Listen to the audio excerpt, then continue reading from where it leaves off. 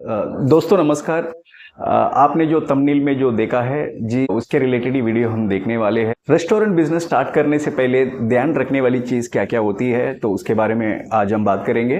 आपकी restaurant business या cafe business के टिप्स एंड ट्रिक्स के बारे में आज नहीं बात करने वाले हैं। आज हम बात करने वाले हैं जो इनिशियली जो इम्पोर्टेंट चीज़ होती है, जैसे आपने लोकेशन सेलेक्ट कर लिया, आपने आपके रेसिपी के ऊपर कॉन्फिडेंट होगा, आपके सर्विस के ऊपर कॉन्फिडेंट होगा, आपके बिजनेस नॉलेज के ऊपर कॉन्फिडेंट होगा। लेकिन जो बिजनेस लाइसेंस होती है, इसमें बहुत सारे लोगों का नॉलेज नहीं रहती है। ऐसे ही लाइसेंस भी बहुत इंपॉर्टेंट होती है। बड़े बड़े ब्रांड या चेन ऑफ रेस्टोरेंट्स, उनका खुद का टीम होती है, स्ट्रेटजिस्ट टीम होती है या उनका कंसल्टेंट होते हैं। तो इसके कारण उनका जो टाइम फ्रेम एंड उनका जो इनिशियली जो होने वाली जो एक्सपेंसेस से वो बच जाते हैं प्रॉपर डे में जिसका बिजनेस स्टार्ट हो जाती है। तो नॉर्मली बिजनेस ओपनिंग डेट जो है वो लाइसेंस के वजह से ही लेट होती है। इसके कारण ये होता है कि आप डॉक्यूमेंट प्रॉपरली आपने अपलोड नहीं किया रहेगा, या तो सबमिट नहीं किया रहेगा, या रॉन्ग एप्लीकेशन आपने किया होगा, या तो एडिशनल डॉक्यूमेंट्स के वजह से पेंडिंग होगा। तो इसी कारण आपका ओपनिंग डेट डिले होती है, आपका एक्सपेंसेस भी बढ़ती जाती है,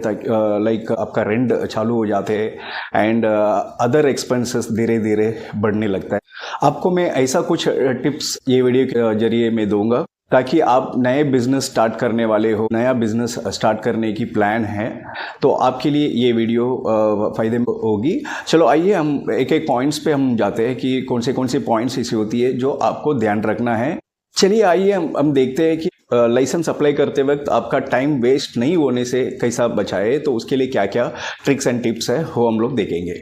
देखिए, आप प्रेमिसेस की अग्रीमेंट करने से पहले आपको आपके बिजनेस की लाइसेंस के रिलेटेड आपको कुछ वर्कआउट करना ज़रूरी है, ताकि ये कौन से लाइसेंस है, कितने टाइप की लाइसेंस आपके बिजनेस के लिए लगेगी एंड आपका बिजनेस का लाइसेंस के लिए कितने टाइम लगती है। तो उसका टाइम फ्रेम आपको कैलकुलेट करके रखना है एक अप्रॉक्सीमेटली, एंड इसका टोटल कॉस्ट कितना होता है, एंड इसका डॉक्यूमेंटेशंस क्या क्या होता है, एंड डॉक्यूमेंट्स में क्या क्या डॉक्यूमेंट्स अपना ओनर के पास से आपको चाहिए रहता है, एंड कौन से डॉक्यूमेंट्स आपके रिलेटेड आपसे ज़रूरत रहता है। सो ये सब डॉक्यूमेंट आपके पास रेडी है नहीं, तो वैसे आपको एक होमवर्क टाइप में करना पड़ेगा ताकि आपका डिले होने से आप बच सकते हो।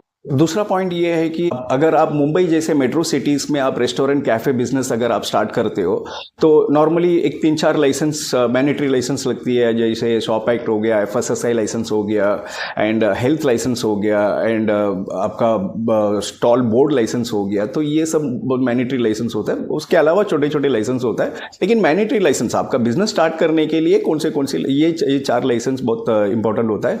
एंड ये 4 लाइसेंस में बहुत इंपॉर्टेंट लाइसेंस होती है, हेल्थ लाइसेंस होती है। ये हेल्थ लाइसेंस ज़्यादा करके आपका प्रेमिसेस के रिलेटेड डॉक्यूमेंट्स ही ज़्यादा करके लिया जाता है।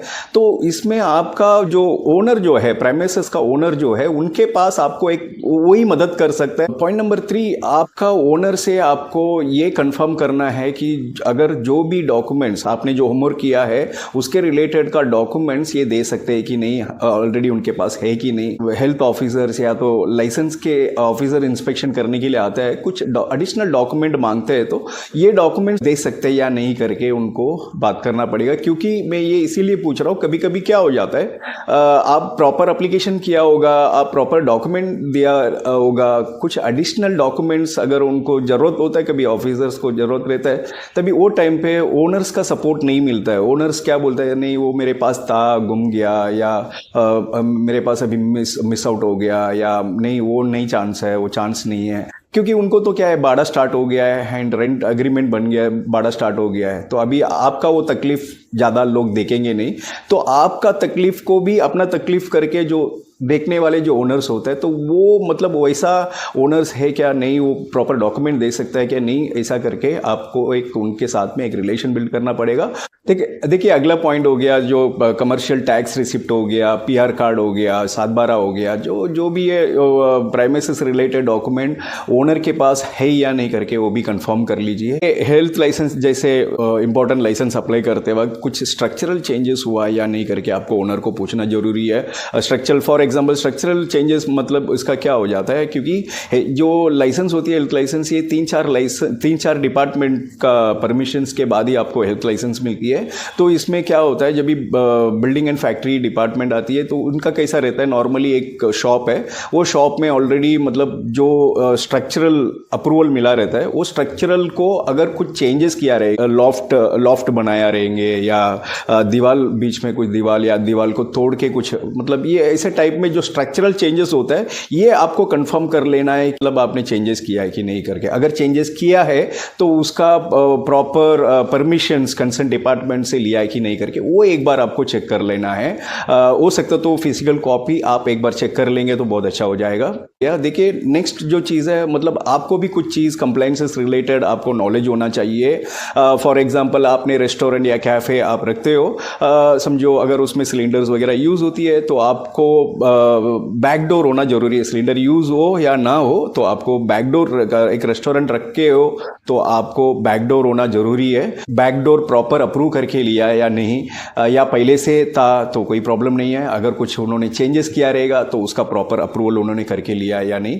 तो ये सब छोटे छोटे चीज़ आपको ध्यान में रखे आप लाइसेंस अप्लाई करेंगे तो आपका जो डिटरमाइंड हुआ है जो डेट, वो डेट में आप स्टार्ट कर सकते हो, ताकि आपका जो छोटा छोटा जो खर्चा है वो खर्चा आप कम कर सकते हो।